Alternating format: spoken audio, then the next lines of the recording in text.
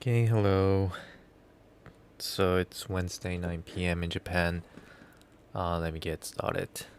So this is the 46th episode for Houdini Algorithmic Life. This is the weekly tutorial live that I'm doing weekly to show some uh, kind of different topics in each week's for Houdini to create some interesting stuff.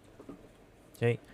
And today's topic that I'm going to show you is to create a glitch like a 3D-dimensional glitch like a animation, which you can input any object as a input and create this kind of glitch like animation, making these 3D geometry distorted with bunch of movements. Looks like a glitch. And I think there's tons of algorithm or ways to create a glitch in 2D image, but I didn't see that much in three-dimensional space. So this is one of the trial that I wanted to do. And in this case, I'm using volume BDV. So I'm gonna show you how I did this using BDV to create this kind of glitch-like image or animation. Okay, which is not that hard to do, I think. So let's see how to do this. Okay, so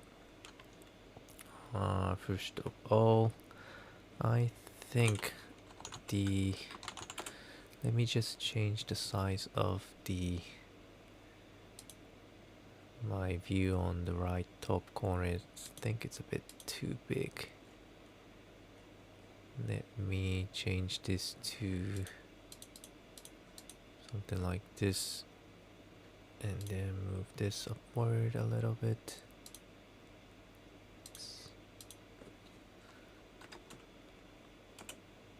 Okay. Alright. Now, I am going to start by creating a geometry node. Then could be any kind of geometry that I could use. So in the example, I showed a peg head. So let's start by using a peg head, and we can then change this later if we'd like to. Okay, now first thing I'm going to do is to convert this into a volume, specifically a VDP. So I'm going to do this using a VDP from polygons. Okay. Okay. Right, and then let me also change. Okay, I think the sounds of the fan is a bit too loud. Make it manual.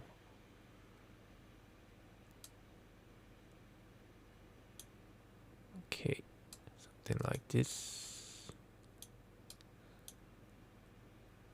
Right.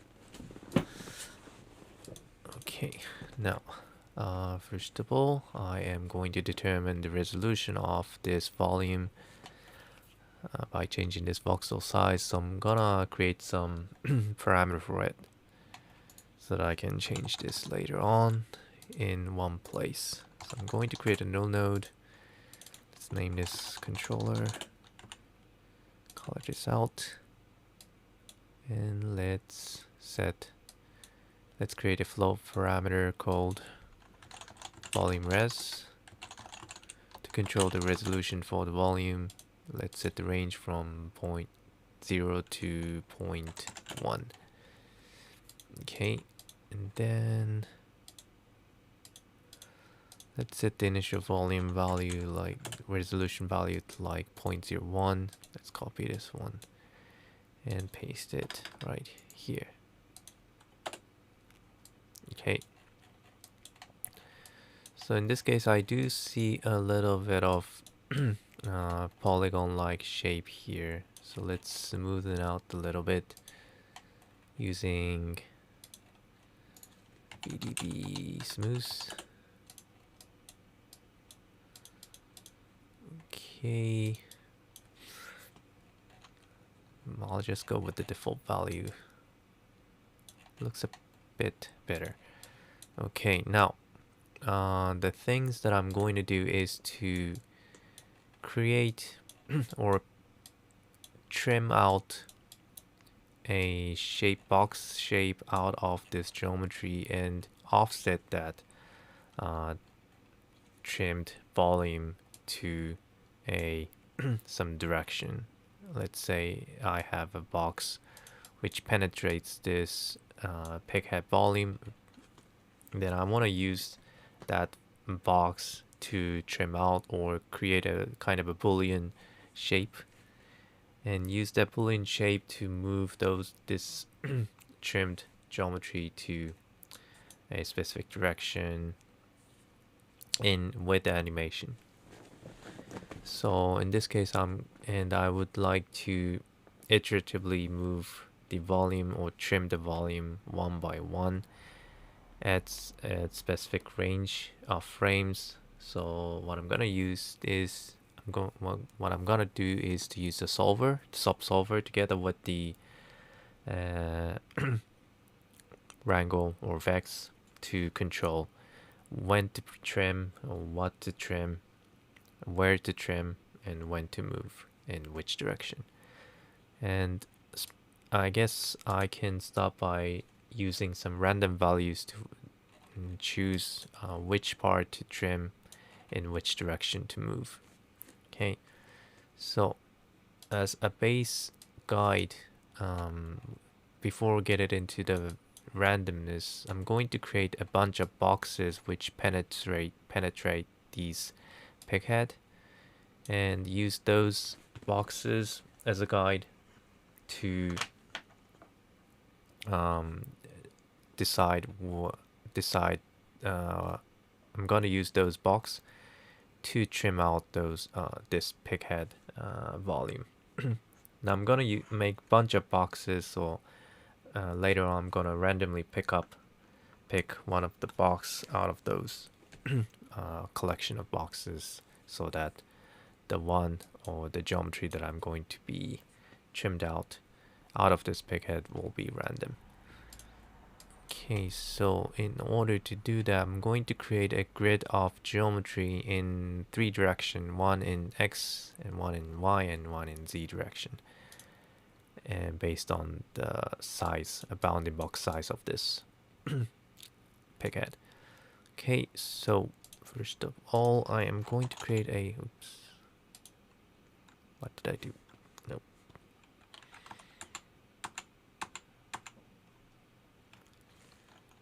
Okay, I think I'm just pressed something. Now, what I'm going to do is to first create a bound of this pighead geometry, then using this boundary information to create a bunch of box. The guide points to create a bunch of box in 3 directions. Okay, so I'm going to name it as a grid and use the attribute wrangle or detail wrangle to create a boxes or points, which is going to be the center of the grid. Okay, so let me first explain what I mean here. So let's say I have this geometry, and what I want to do is to create a bunch of boxes which penetrate this geometry like this, so that I'll be able to have this intersected volume right here. And what I want to do is to move this intersected geometry to in this direction or in this direction, so that you have some shift or some glitch happens to this geometry like this. And continue doing that with a random boxes which penetrate this sphere or a given geometry. Now, to do that, I need to have this the collection of this box which penetrate this input. And what I'm going to do now is to say if I have this kind of geometry, I'm going to create a bunch of boxes arrayed in a grid which covers the whole space or the whole geometry, the whole input geometry, like this, in one direction. And in other direction I'll do the same thing. Let's say in this case, this direction.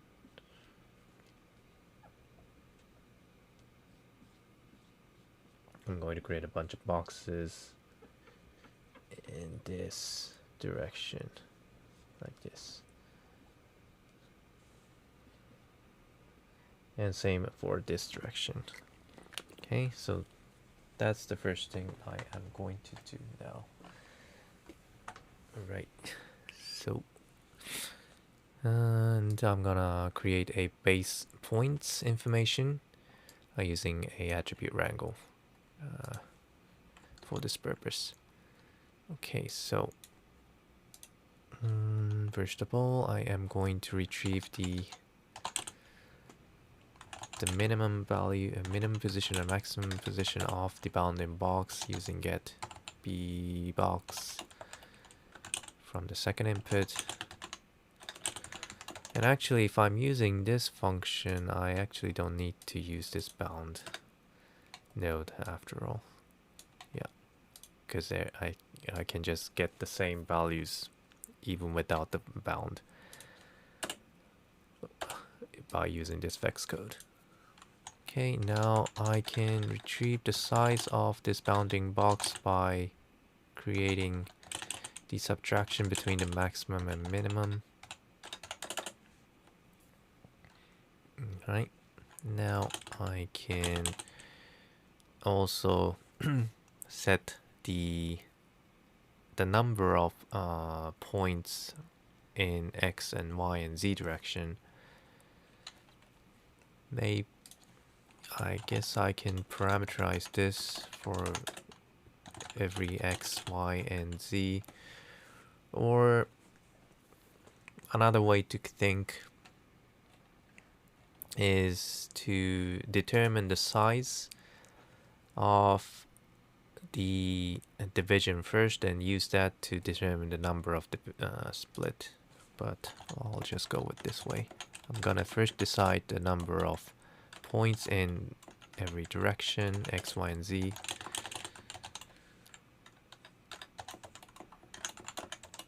And then let's put it like 10 by 10 by 10 for now. Then I am going to determine the size x, size y, and size z by dividing the size by x for the size x, or I can just say vector step size equal to a size vector divided by x, y, z vector. So as a result, you'll be dividing the size x divided by x, size y divided by y, and size z divided by z.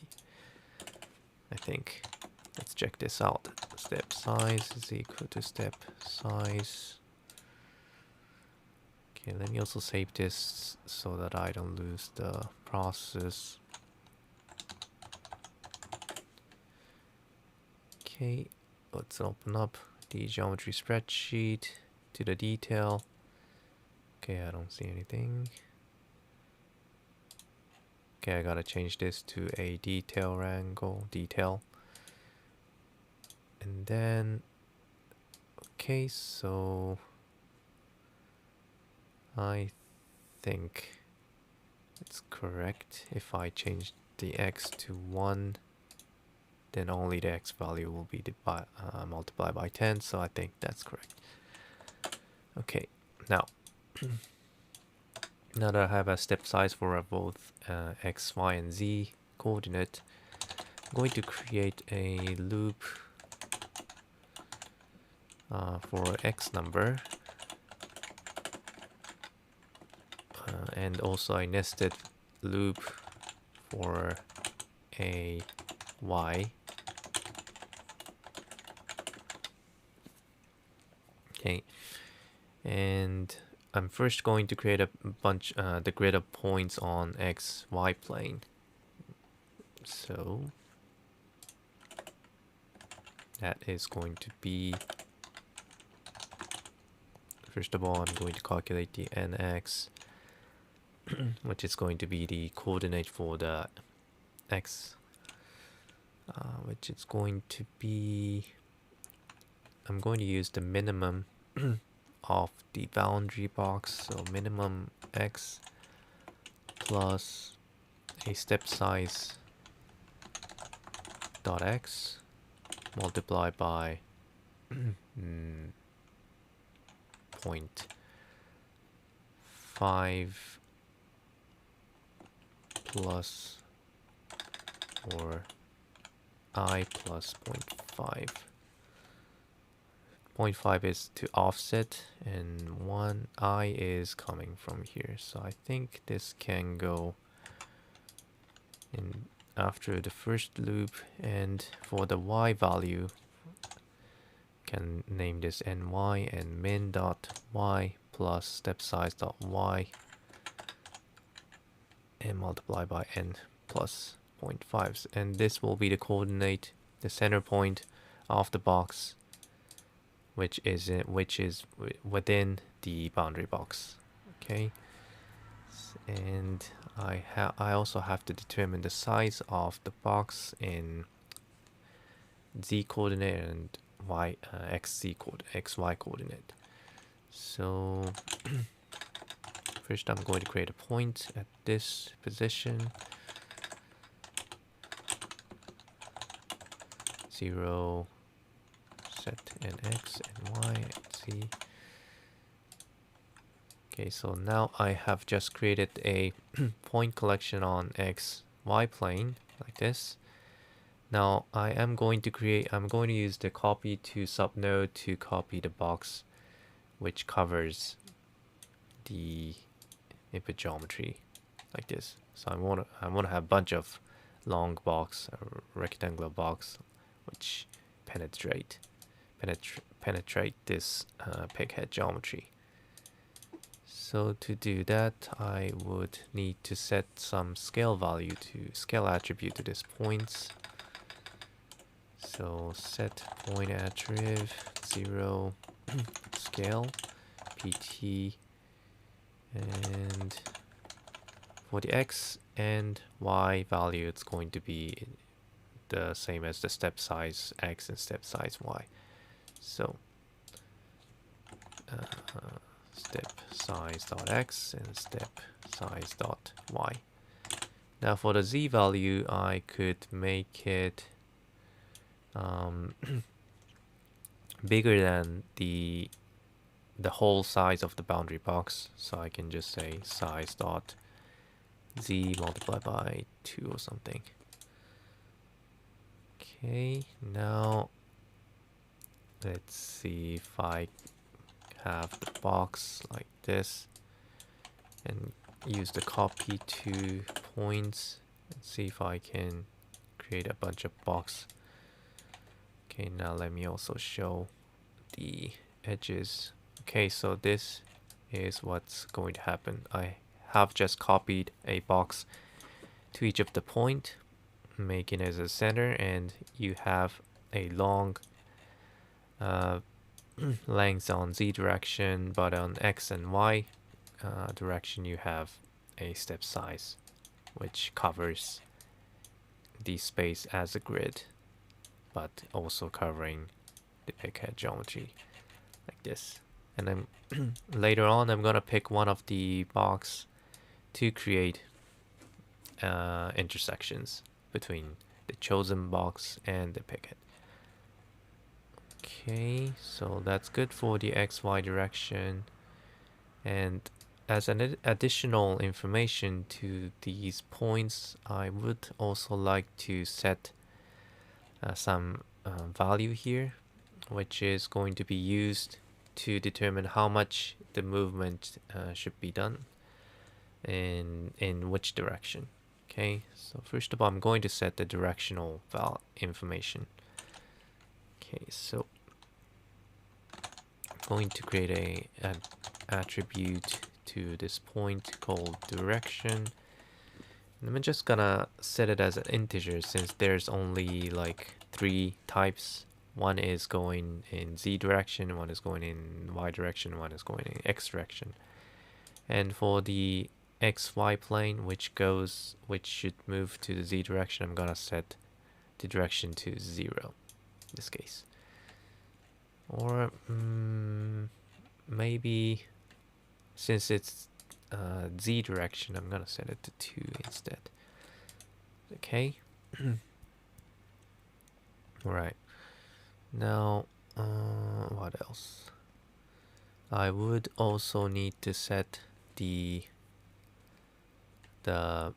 size of the how much it should move. So I'm gonna create a additional attribute called point attrib called size in z direction. So attrib size, and I'm just gonna use the size.z, the boundary size on z direction. Okay.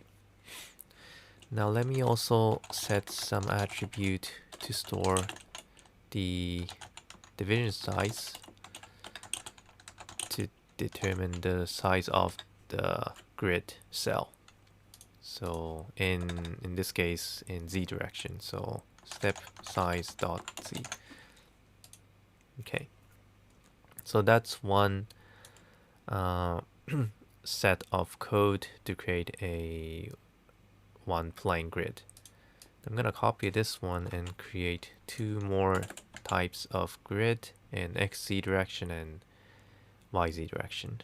So for the xz, I'm going to change the y to z, and change this to z. Same for these. I'm going to change this one, and this one becomes y. Oops, nope. This one becomes size.y multiplied by 2 and step size.z. Okay, and this one becomes y, and this one becomes y. Oops. Okay, actually this should be like this.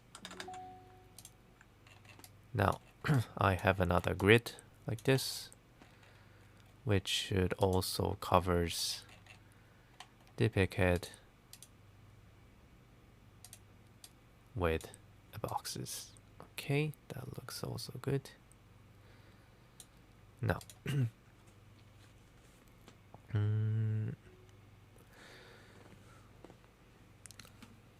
hearing some sounds from somewhere.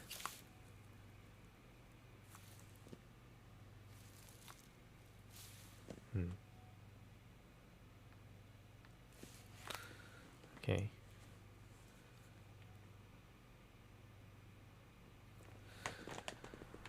Okay, I need to create another grid, 3D grid.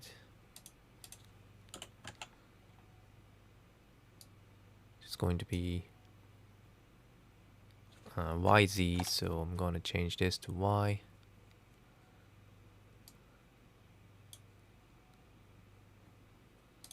And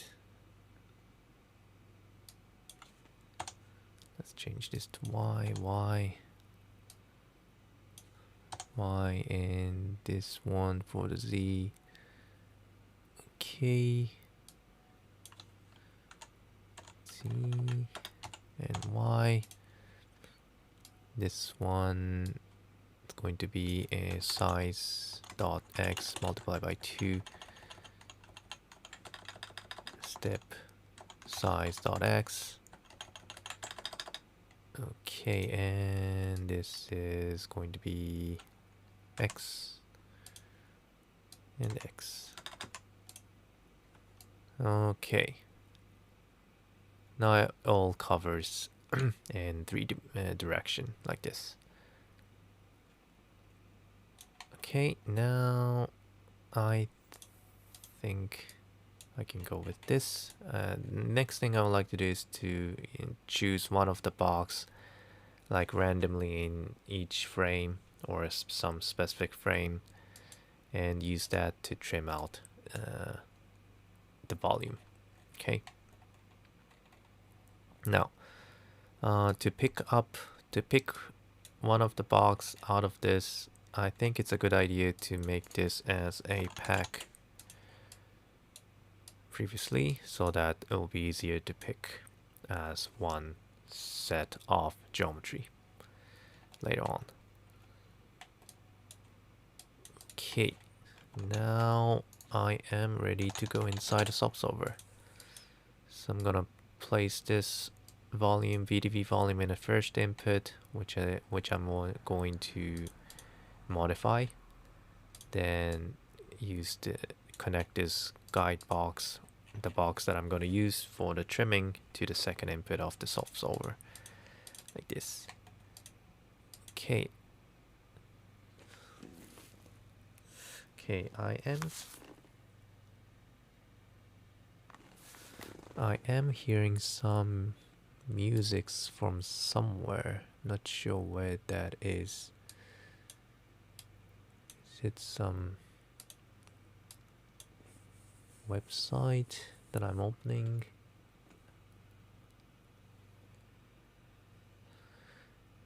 Not sure.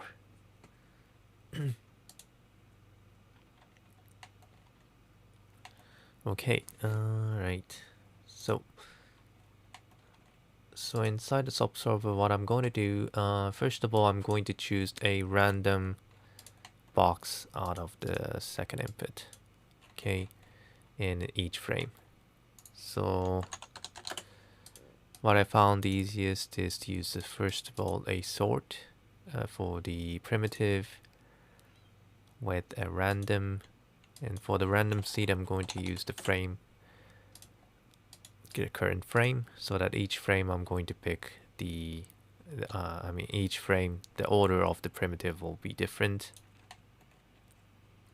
And at each frame I'm going to retrieve one random box. So I'm gonna say this 0 for the primitive, delete unselected. Okay, so each frame I can get a random box like this. Okay, and it might be interesting to retrieve like several numbers or multiple number of boxes at the same time, but for now I'm gonna go with the single. Okay, and then next thing I'm going to do is to change this box into a VDB so that I can compare or combine with the original VDB right here, such as for the intersection or subtraction. Okay, so I'm going to use another VDV from polygon, and the resolution that I'm going to use is the same as the one that I used for the pig head, so I can go back here and copy this one, going back and paste it right here. Okay, so that it will share the same resolution as the original, the pig head geometry. Now next thing that I'm going to do is to calculate the subtraction or intersection between the peghead geometry and the this box right here. So BDB combine. I'm gonna connect this. Well, first thing I would like to do is to there is a possibility here. There's a possibility that the output of this prep frame is including a multiple number of VDBs inside. I mean, currently you only have one, but after leaving the solver, there's a possibility that there's going to be a multiple number of VDBs included here. So the first thing I need to do is to combine all these separated VDB into one. And to do that, you can use the combine VDB to set the coloration to flatten all A. And that's it. Or maybe I might need to also set this to SDF union so that everything will be united or Boolean unioned in terms of VDB. Okay, now after doing that, I'm going to create another VDB combine to create to calculate the intersection and also the subtraction between the peghead and the box right here. So first comes the original geometry or original VDB, and the second I'm going to use the instead of copy, I'm going to choose the difference or SDF difference. I'm going to create another one. In this case, I'm going to change this operation to SDF intersection. Okay. So the difference will create a hole to the geometry if the box is penetrating the peghead, and this one creates the intersected geometry. Now what I'm going to do is what I want to do is to only move the intersected geometry, which is intersecting together with the peghead geometry with the box. So I only want to move this one in a specific direction. In this case, in Z direction. Okay. And the directional information is already stored inside an attribute, and I think I forgot to change the directional attribute for a YZ plane and XZ plane. So going back here for the this was for the XZ coordinate, XZ plane. I'm going to move this to a Y direction, which I'm going to use 1 as a value, and for the X direction I'm going to use 0. Okay, and everything else looks fine. Now let's save this and going back again. Now I am going to use another wrangle to move the geometry. Now the volume can be moved using any kind of wrangle, either point, primitive, or vertices. You could also use, I guess you could also use volume wrangle, but I am going to use point wrangle in this case, because that's the easiest. Okay, so I'm going to connect this to the first input, and then I am going to I might need some information here which direction to move the intersected geometry, and that information can be retrieved from the picked up box right here. And if you look at the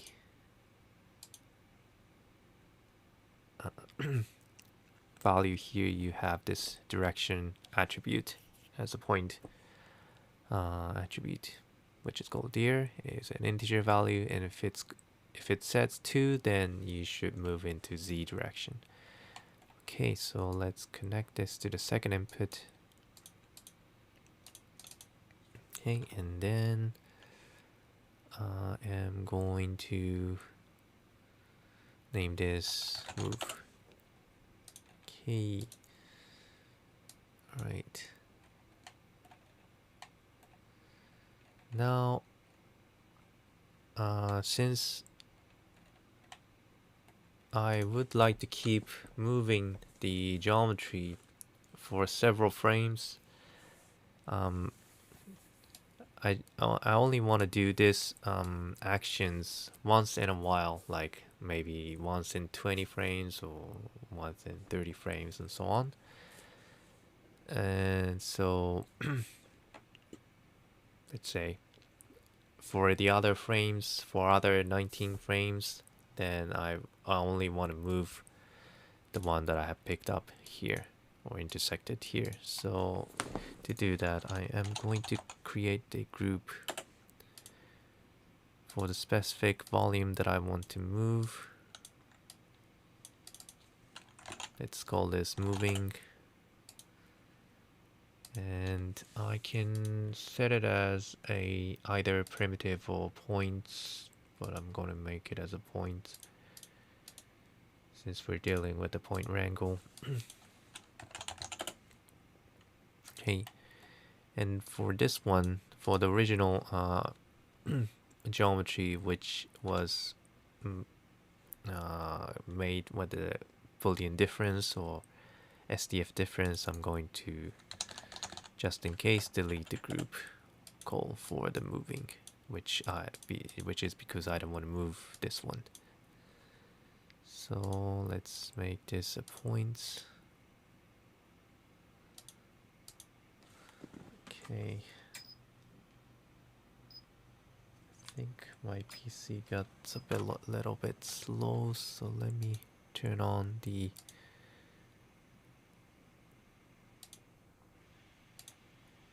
fan a little bit. It might be a bit noisy, but I think my PC is getting too hot and becoming a bit too slow.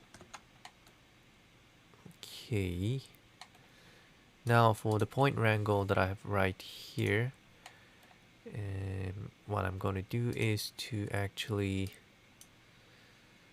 I guess this is not the place to move, but what I'm going to do is to set some attribute, like which direction should this geometry move to. Okay, so what I'm going to do is to set a bunch of attributes to this geometry here, the intersected geometry here. So let's say move attrib.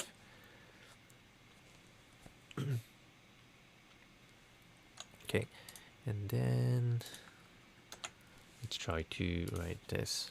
Now, first thing I would like to set is in which frame, or in what every frame, on which every frame you want to create this intersection.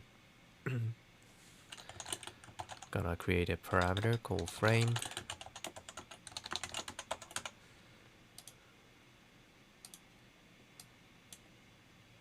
Let's say for now, like every 20 frame I want to, that might be too much. Maybe every 5 frame I want to create an intersection, meaning I'm going to use a in total 5 frame to move one intersection to one position. Okay, now I am also going to define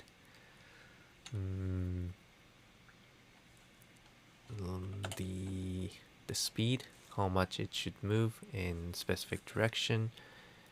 To do that, I need to also define how much it should move in the end. Okay, so, and that could be random, I guess. So let me set it as a random value. To do that, I'm first going to retrieve some directional value and the size and the division size that I have set to this packed geometry, so which is this directional value, dip size, and this total size here. So I'm gonna retrieve all that using float dip size is equal to point from the second input, dip size 0, float size point second input size 0, float direction, I mean this is an integer direction is 0.1 0. Okay, now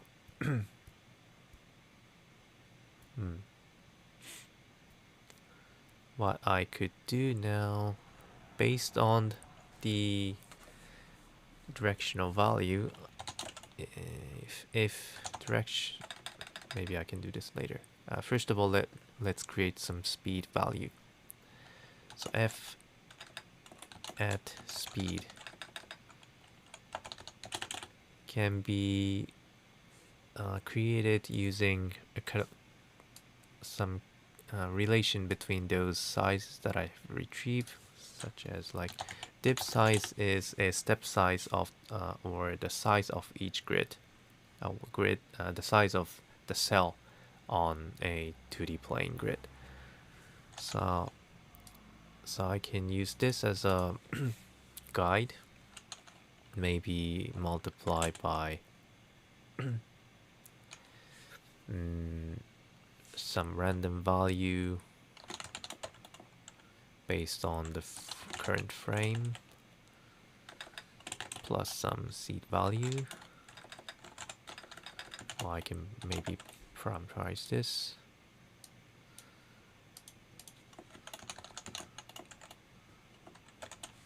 Okay, which is going to create a 0 to 1 value here. So maybe I can also multiply this with some multiplier to control the total size. Okay, now I also seems to have some errors here. Let me see.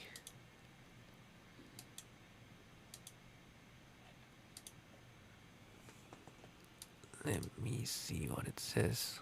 Okay, seems like I have a colon here. Okay, so let me first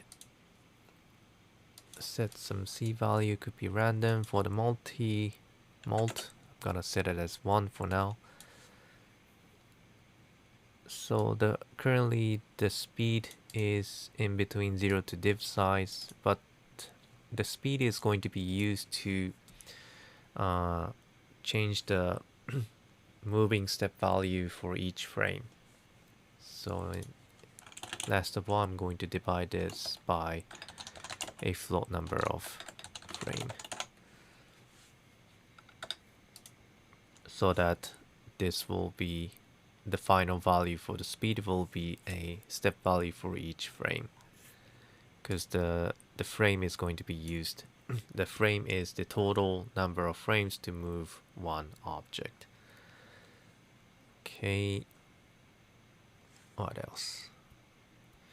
I guess that's about it.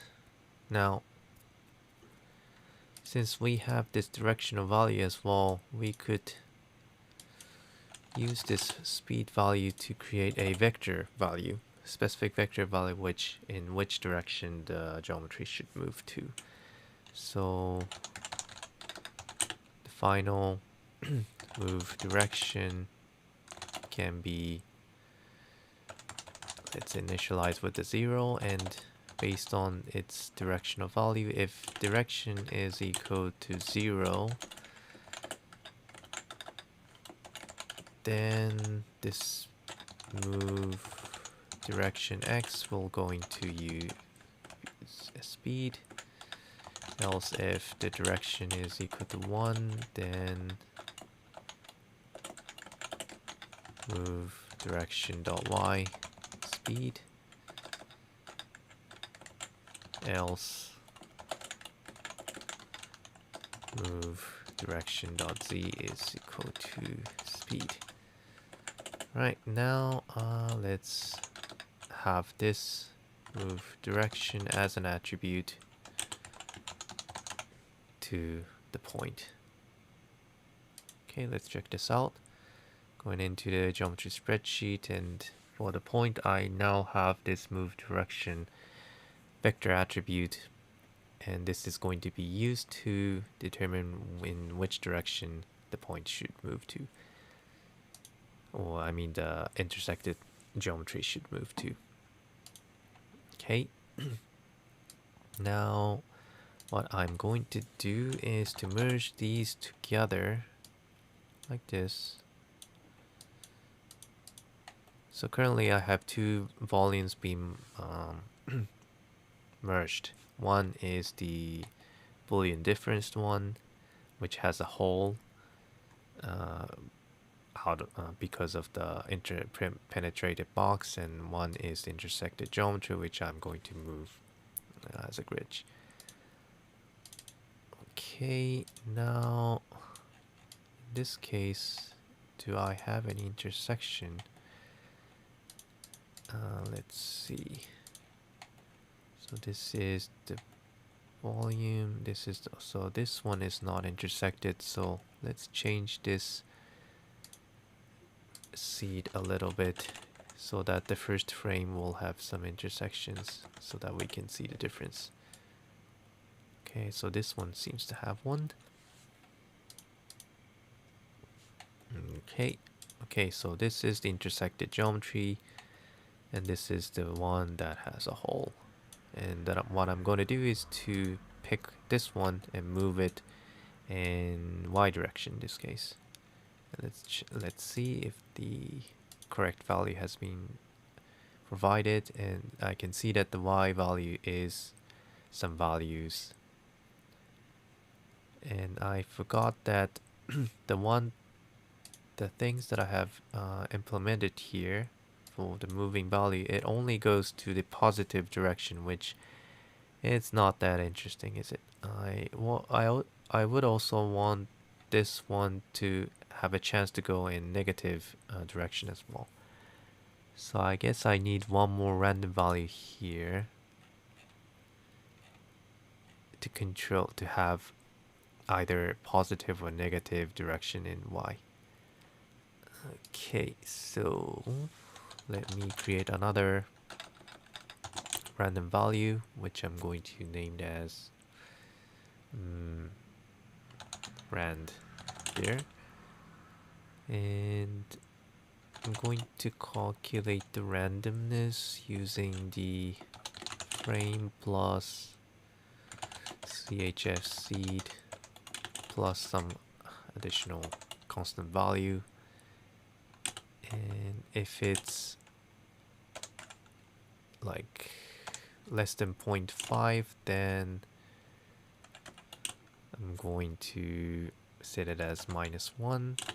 Otherwise, set it as 0.1. Okay, so I just created the condition in one line, and this will create a random value, either -1 or 1, based on its threshold here. Okay, so 50% you get -1, 50% you get +1, and I'm going to then multiply this to this one so that you have either negative direction or positive direction, 50% and 50% chance. Okay, now let's look back this is positive, but in 50% of chance by by changing the C value, you might be able to get the negative as well. Okay, that looks good. And now going into the merge, and now we have two volumes right here. Now the next thing, what I'm going to do is to actually move this volume which has the moving group, which is this one. So use the point wrangle and actually move using the filter, moving, and which is going to be pretty simple. I think what you just need to do, and first of all, I'm going to wait a minute. I think I just need to access to this move direction attribute that I've created and use this to update the point position. So move direction. Just I think that's it. Yeah. And another thing I need to do is, since this works in every frame, but I don't want to split the geometry at every frame, but I want to split it in every 5 frame, the parameter that I have set here. So I'm going to use the switch. So basically this whole set only activates every 5 frame. So this whole set goes to the second input of the switch, and the output of the switch goes to the move.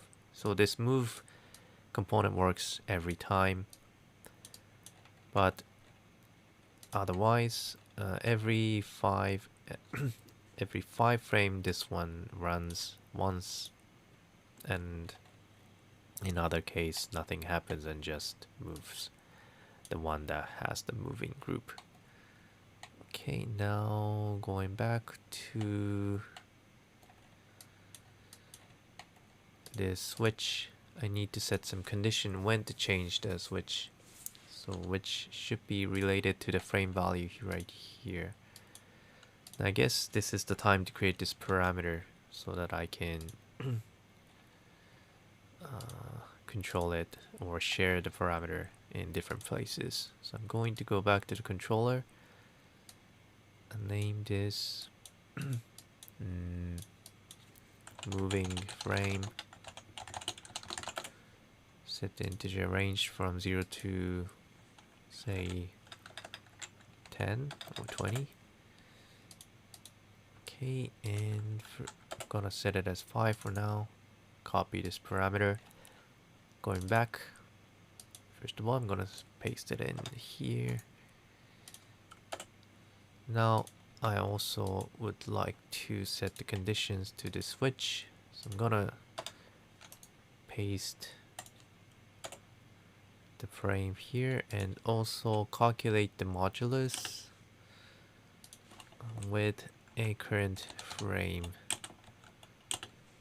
and if it's equal to 0, then that's the time when you want to activate this whole set.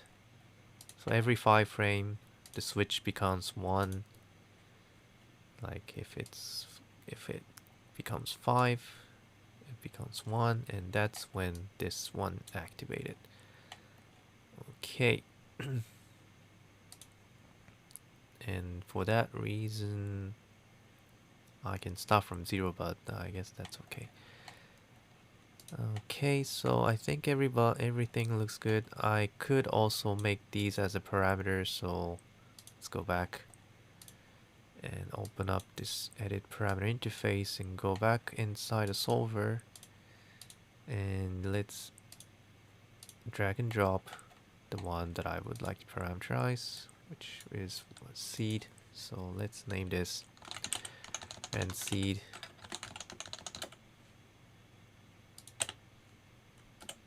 which could be from 0 to 100, and for the movement multiplier, which could be from 1 to 3.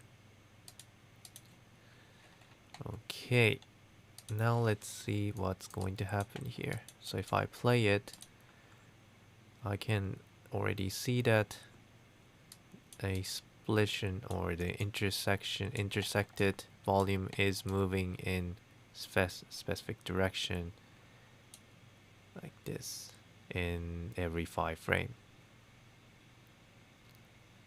Yeah, interesting.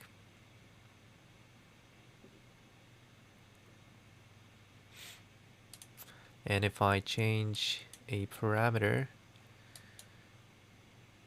like moving frame to 10, the animation becomes a bit slower.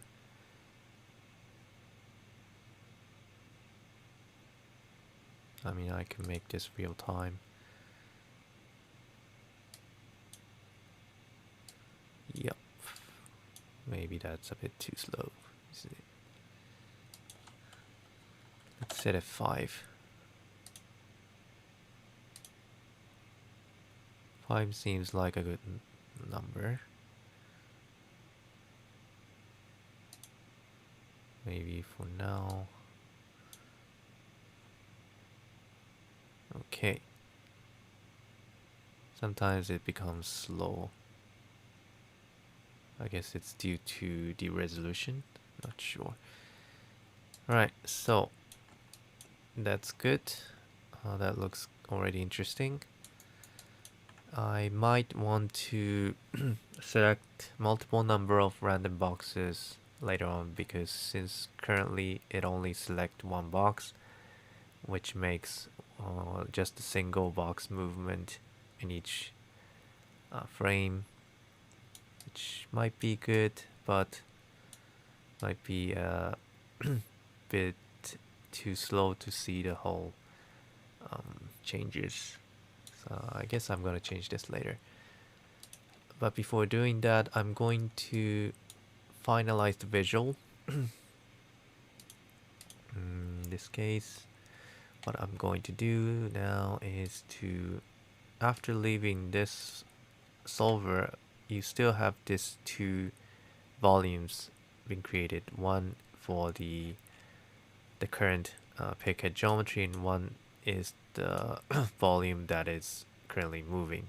So after we have left the solver, we can then combine those 2 volume together, or flatten these volume together by setting the same setup that I did last time. Flatten all A, union, SDF union. Did it combined? Yeah, now it's just one volume here.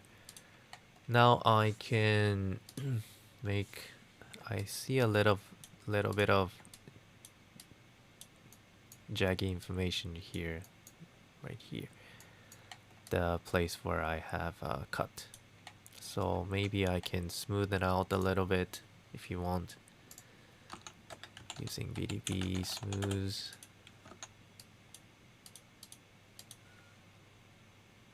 Did it change? I think it shows a cache here or something.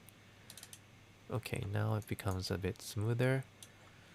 Well, maybe I can reduce the smoothness just a little bit, like 2. Okay. Now after this, you can just combine this to a polygon if you want to render as a polygon, export it as a polygon. I'm going to use the VDB convert VDB, change this to a polygon. I think there's too much of a vertices here for this kind of resolution, so I'm going to set some adaptivity value like 0.2 which should reduce the number of points. Which looks okay, I think.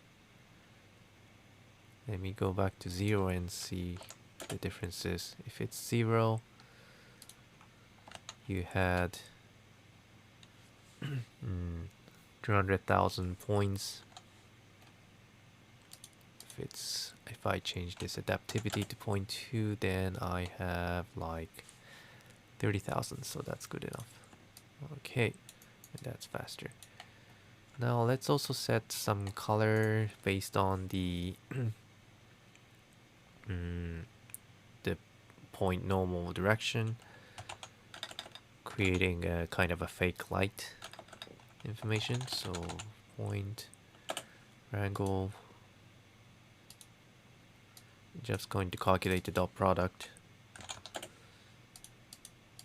So float dot is equal to dot normal direction of the point between the set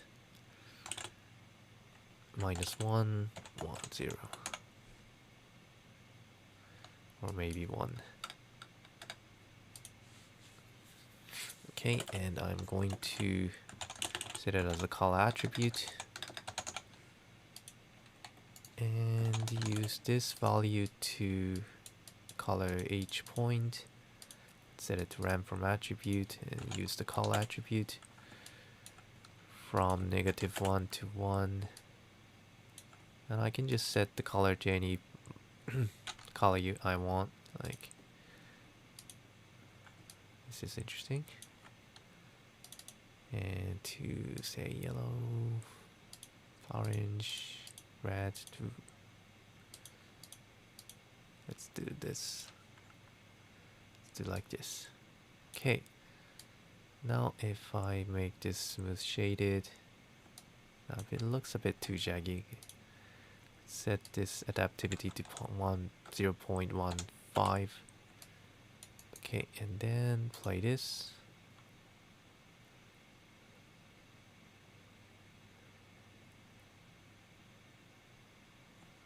Yeah, so here's here's a setup I did create the 3D glitch animation, which I thought is interesting enough. It's like creating a puzzle. Yeah. Okay, so basically this is just it, but let's try to expand this so that I can select multiple boxes at the same time as a final touch. Let's see if I could do that. Now going back to the solver, currently I'm only picking up one box using this delete node, picking just the first one. I would like to select several boxes at the same time, but the boxes that I would like to select should be directing to the same direction, should be moving to the same direction, because if you choose the boxes which goes to the different direction, then the intersections in this process might go wrong. I mean, since you might have a chance to have a self-intersected boxes, which you don't really want. Okay, so to do that, let's see. To do that, I am going to use this first selected volume as a guide, or first selected geometry as a guide to retrieve. Or maybe I can just, since this is a packed geometry, I can use a point wrangle.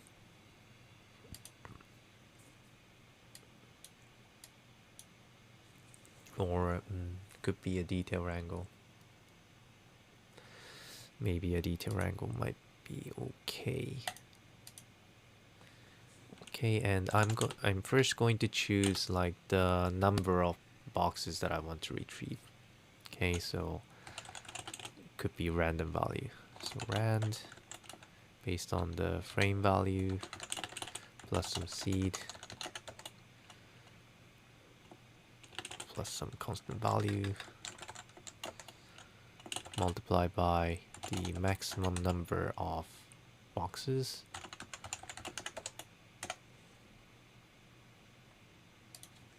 and I can use a seal so that the minimum will be equal to 1.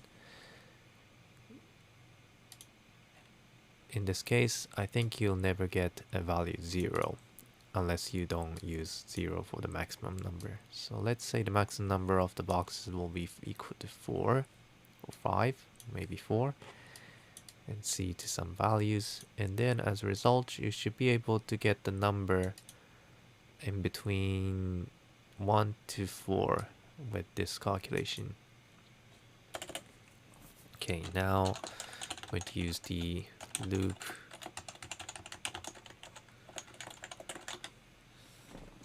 I'm going to pick a 4 points which is heading to the same direction. Okay, so first of all, let me first search for the Bex function that I would like to use. Right.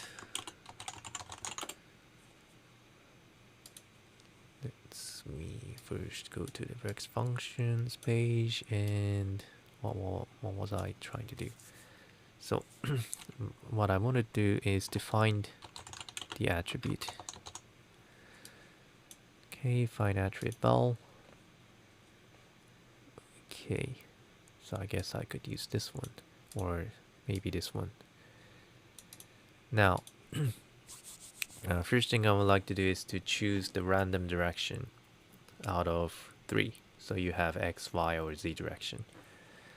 Now let's choose that using another random value. So int rand direction is equal to a rand at frame plus some seed plus some another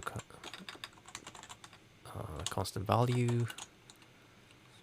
In this case, multiply by 3 and floor. So as a result, you'll be able to get the value in between 0 to 2, 0, 1, 2. Okay. Now, using this value, I am going to search a bunch of points using this one. So I'm gonna copy, paste it right here, and from the first input, or maybe I could make this in the second input.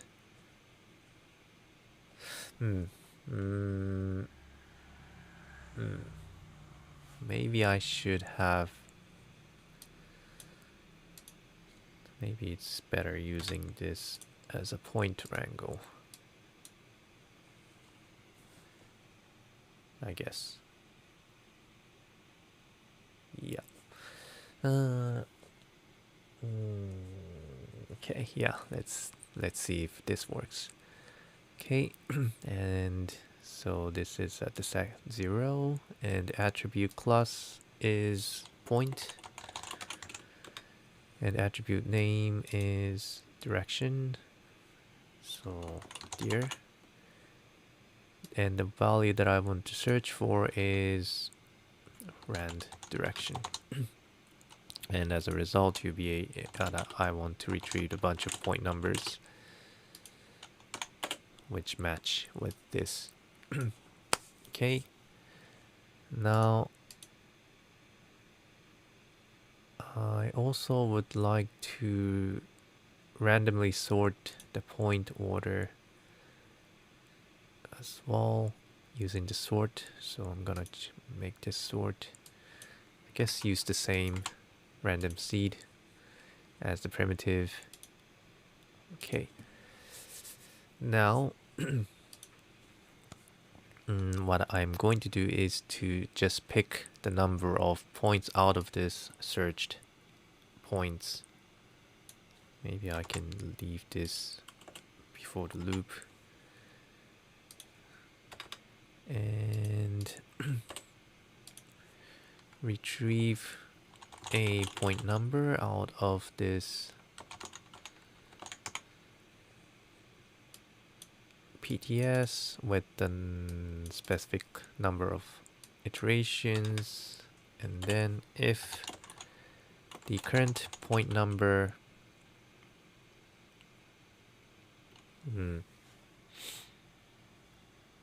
let's say let's have a flag called delete and start with 1. Okay, and if the point number is equal to PT, then let's set the delete flag to 0 and leave the loop. And if the delete flag is still 1, then I'm going to remove the point itself. Let's see. Now, as a result, you'll be able to have a bunch of boxes in the same direction in maximum 4. Okay, seems like I'm getting every 4 numbers, don't I? Okay, but looks okay, seems to work. This seems to work. If I change the seed, it's changing the direction, also the number of boxes in a direction. Okay, let's make the maximum to 5. And let's see if I replace this with these one and this one. Does it still work? Okay, I'm looking at the moving attribute.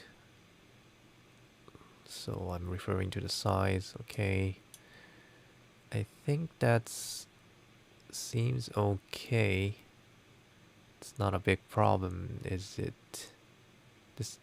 The speed of the box movement in each direction becomes same in this case, but I guess that's fine. Let's see. Let's see what happens. Okay, so if I play it. Alright, so you have now can select multiple boxes. You can now use multiple boxes to create an offset, which creates more dynamic shifting. Interesting. Let's color this up. Create the cache. Okay, I'm still seeing the cache here.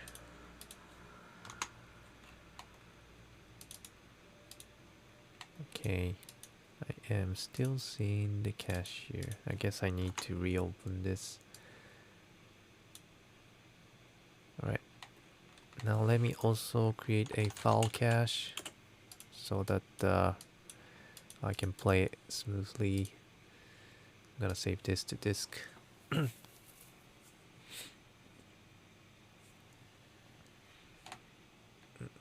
Okay.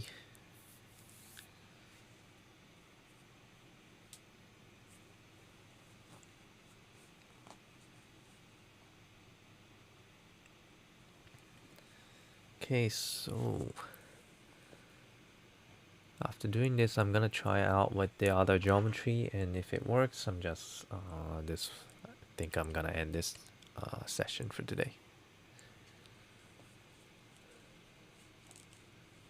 If you have any questions, please let me know.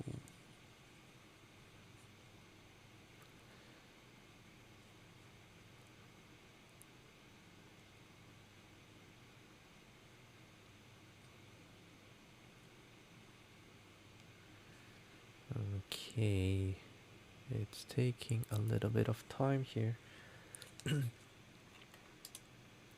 And while I'm baking it, I cannot move.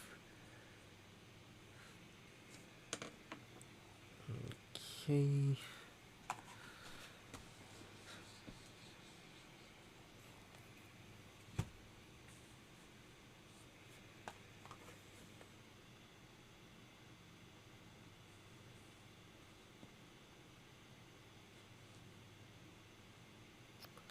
Almost there.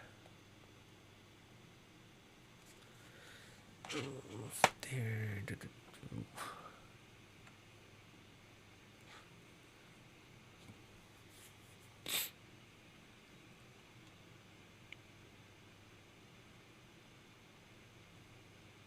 Okay. All right, so let's see. If I play it.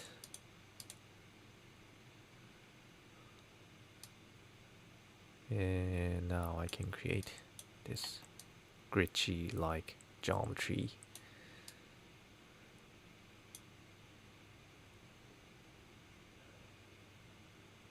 That looks interesting. Now I can also change the factor of the movement a bigger. Like currently I have set the multiplication value to 1 for this move multiplication. If I set it to 2, I think the movement will become bigger. You have more shift.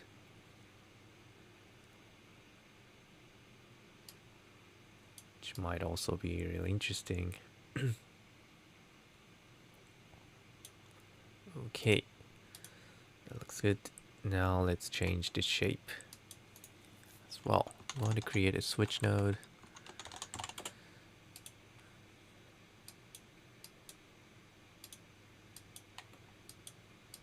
So that I can switch between the geometry, like let's say test geometry, like squav.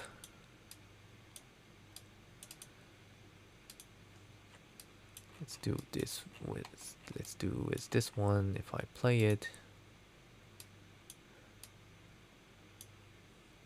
now it seems like for this one it's making a big chunk in one direction.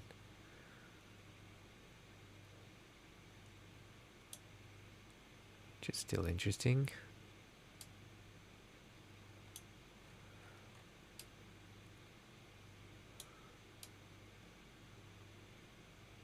Okay.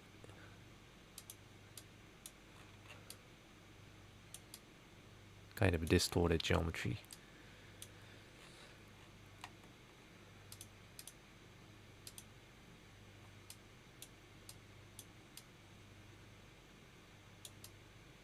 Alright.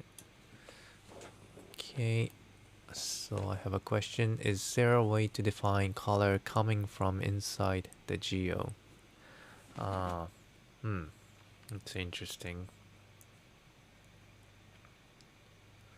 I see. That might be an interesting thing to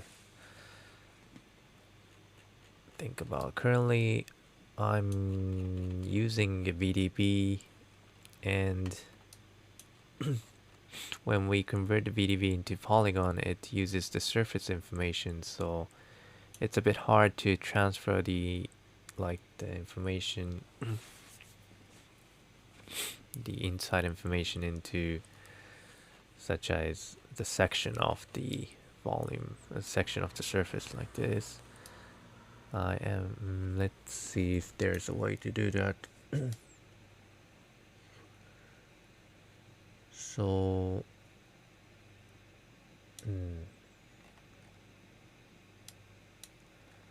let's see. That might be interesting to think about. In that case, we might need to work on a fog-like volume instead of the VDB, I think, because VDB only have the information of the surface, not the inside value. If we use the fog volume instead of the VDB, might be possible, but if we use the fog value, then we need to define the boundary each time we do the movement like this. which might be a bit slow to do or hard to do.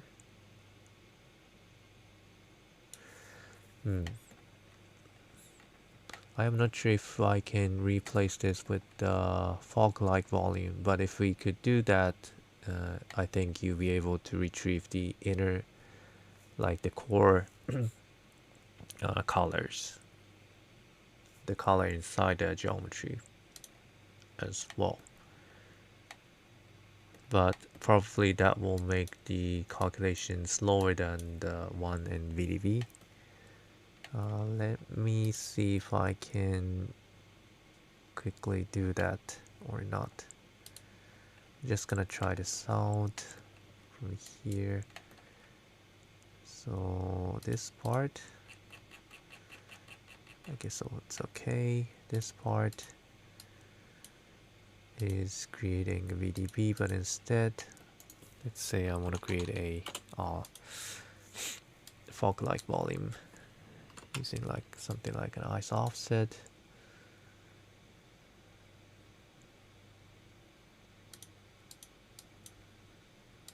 $50, maybe 100. Okay, I'm still seeing the cache here.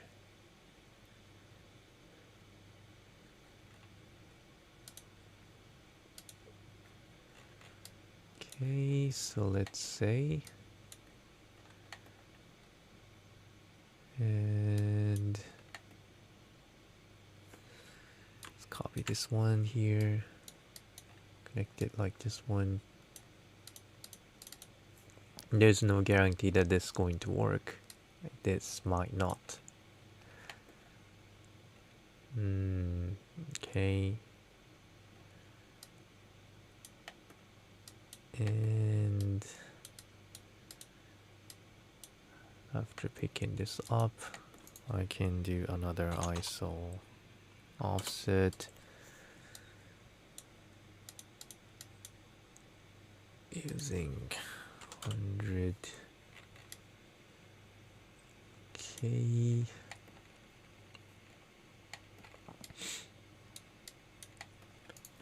I think volume mix works with the different resolutions.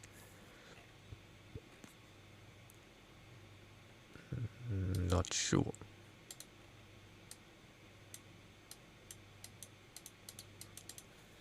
This one difference. Okay.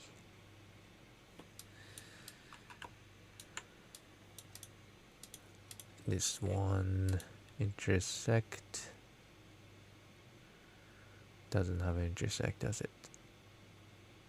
Okay, so in that case you can say multiply. No.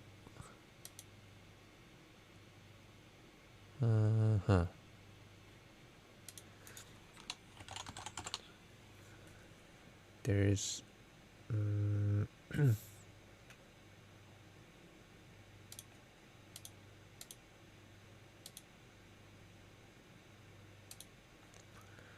what if I use this volume merge?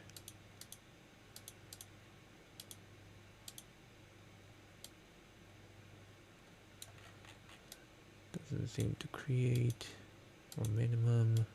Nope. Maximum. Nope. Well, instead, what I want to do is create a hole right here, but if I use the volume wrangle, does it work? I don't think so. I don't think so, because it doesn't share the same size here. This one has a different size, so that's kind of a problem with the volume. I mean, VDV will be able to refit the size based on its combined, but in terms of fog volume, I don't know if it does. using volume mix.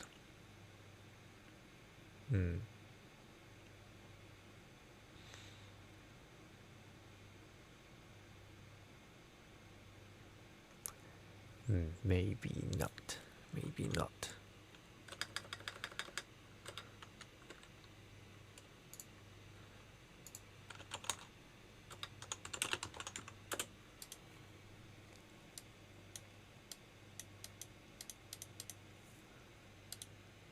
Add, subtract.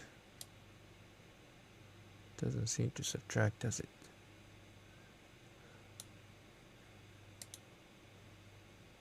Difference.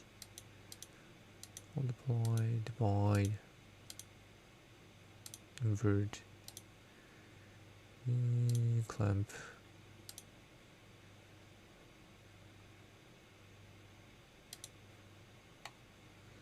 The result of the value is the same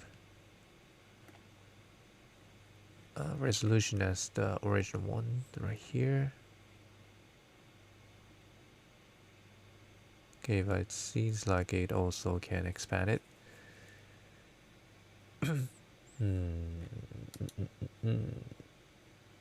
Okay. I don't really know how I can do that with the volume, so I'm gonna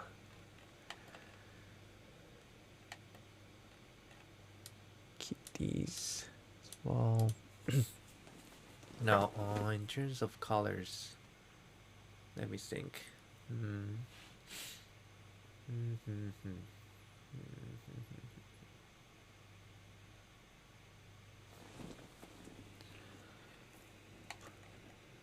I could maybe for these. Okay, let me just delete these one. Go back to the original solver and go back to this.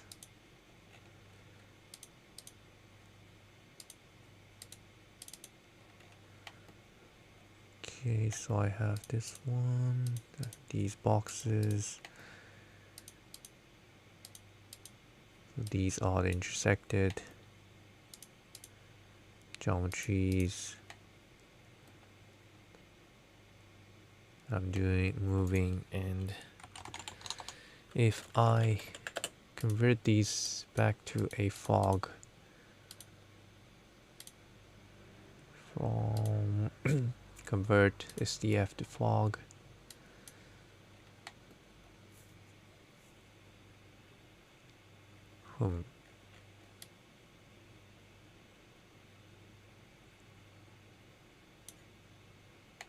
now this becomes fog.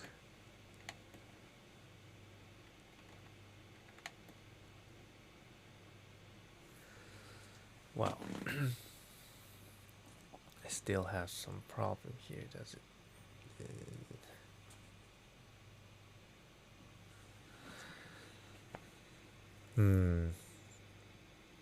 Honestly, I think it's a bit of hard problem to think about.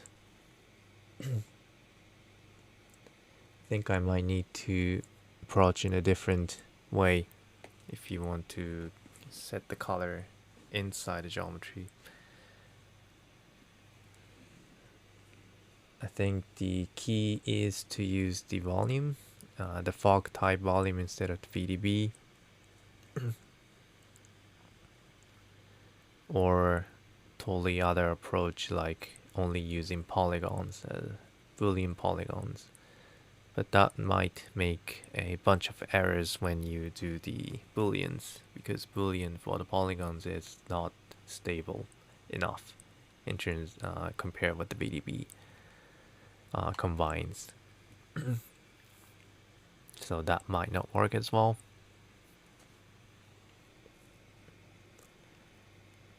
So yeah, honestly, for now, I cannot give you a simple answer to that. Sorry for that. There might be a way which could be done easily. I cannot think about it instantly. Like, it might be really interesting to have the section color of this cut, but currently the VDB has been merged like these to create a one separate polygon, so that's making a bit hard to color in different ways.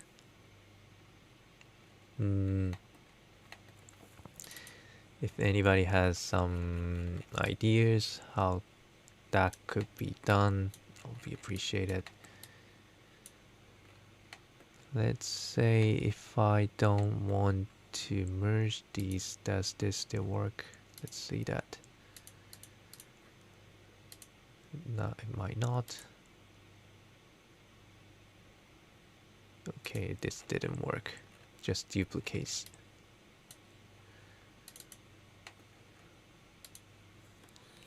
Okay. Yeah, so it didn't work.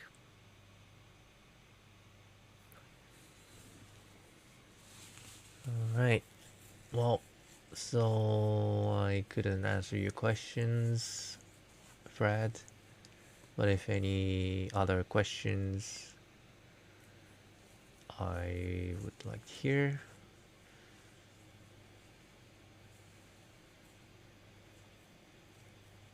Okay, transfer some attribute from the cutting boxes to the poly. Well, since in each frame a different cut is done, and each time the box is being merged into one whole geometry, so that might be a bit hard to do because I'm converting the VDB in after the subsolver has been calculated.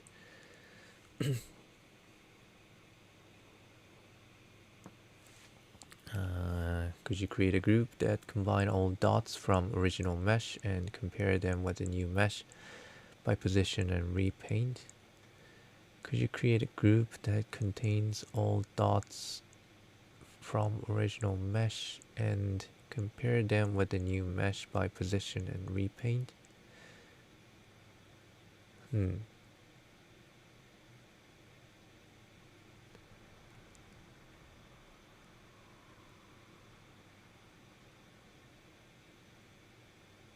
All dots from original mesh and compare them with the new mesh by position and repaint. You mean you want to use the original color of what's happening? Okay. I think I need to reset.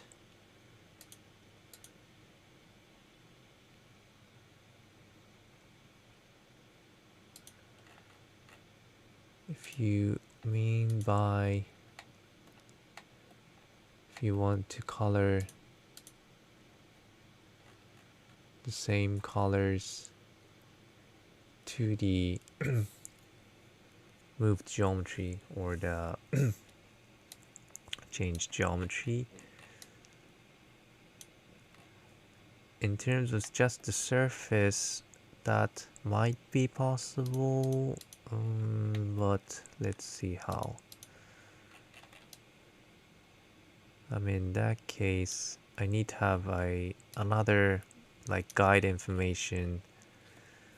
Like, I also need to cut the polygon each time and each step in the same direction as the BDBs. To do that, I think so.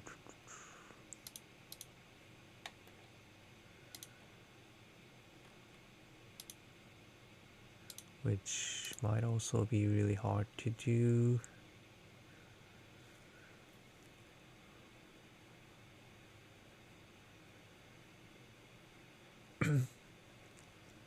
All dots from origins are red and all that are not green. Sorry, what do you mean by that? all dots from origin are red and all that are not. Okay, you mean you want to determine which of the surface not moving and which of the surface has been moved. If that's the things you want to try that out, I guess for that I might be possible. The original position of the geometry can be retrieved with this one. So let me reset. Okay, I still have some cache. And the one that I have retrieved in the last is, okay, where does it go? Where did it go?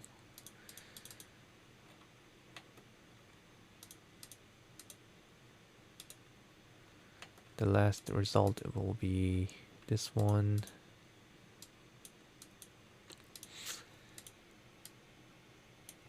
In this case, I might not want to use the smooth. So what I can do is to convert, compare this one and this one. Might be the size might be a bit different because of the operation inside here. Did I have any smooth? Nope.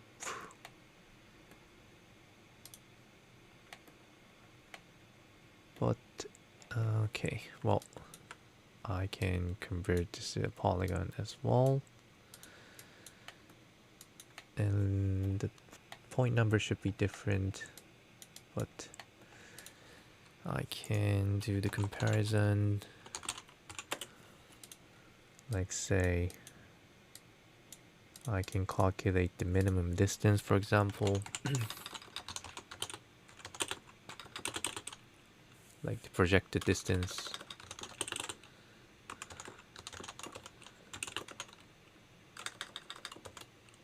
Okay, what was the parameter? Okay, it's 1.p, and let's have this as an attribute.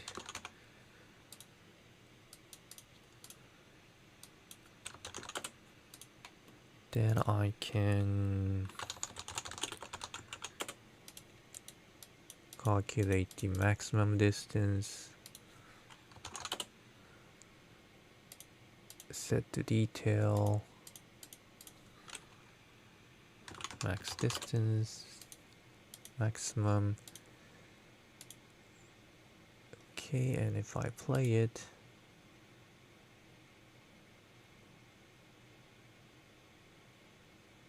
you have more distortions. Some of the places you have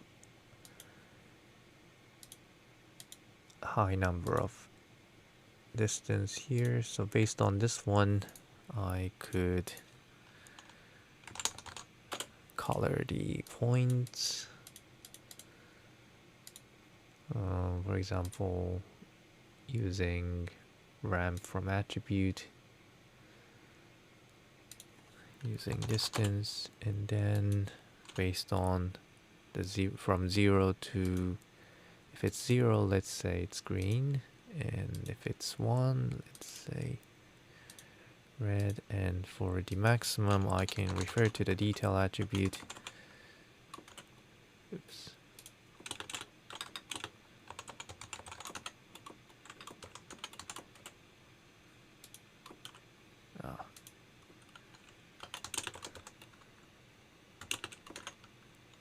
Max dist. Okay, so the red one is the highly distorted position, I guess.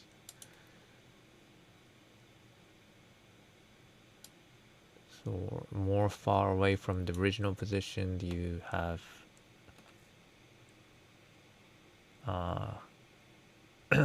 more ready colors.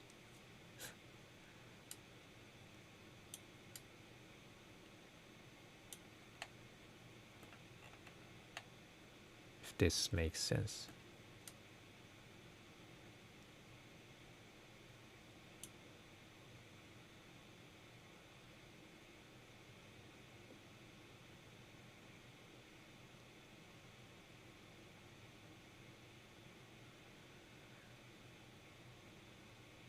Well, you can also clamp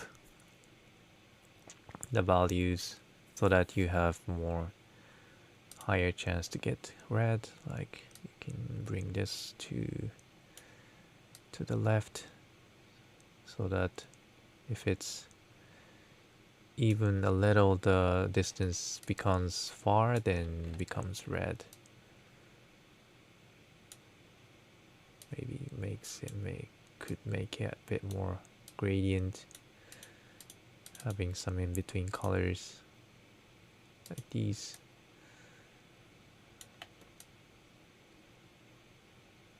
Might make it interesting.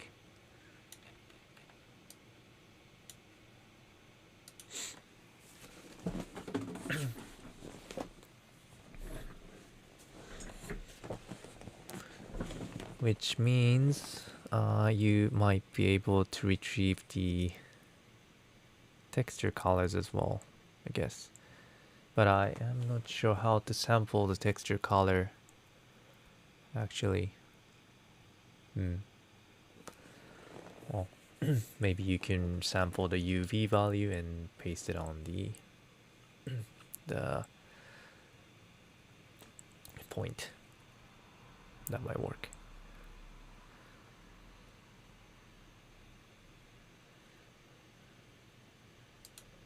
Alright, but looks really like a glitch now. Interesting.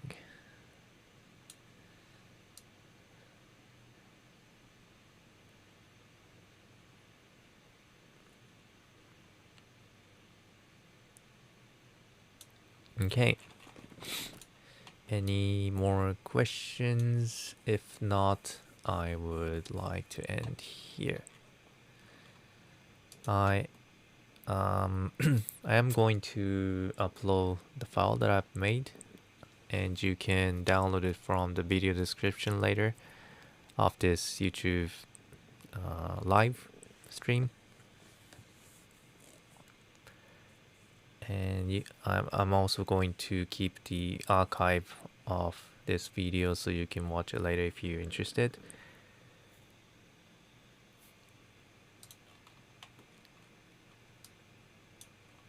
If that's okay for you.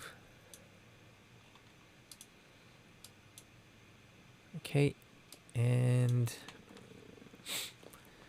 so this is a weekly tutorial, the weekly Houdini tutorial I've been doing for, this is the 46 times. And I'm also planning to do it next week as well for with a different topic. So if you're interested, please join next week as well. That would be great. Okay, and I'm also having a Patreon page myself. If you are kind enough to support me, I'll be really appreciated. But it's not really necessary to do that. Only if you find it helpful. Okay. Okay, so thank you very much for watching. And love to see you next week.